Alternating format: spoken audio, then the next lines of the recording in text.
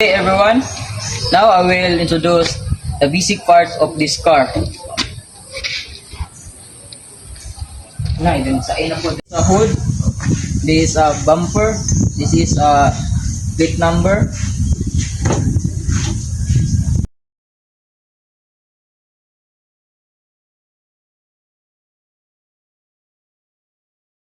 this is a radiator, and this is a battery, and this is a water tank.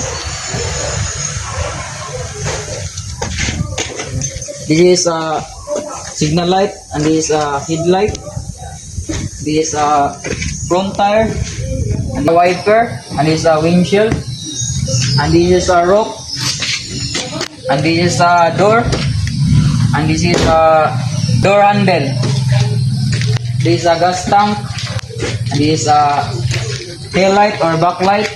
This is a trunk, and this is a back fender, and this is a plate number, and this is a wiper.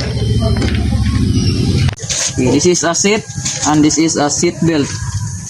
It's a visor, and this is a rear view mirror. Steering wheel, this horn, this signal light, accelerator, brake, clutch.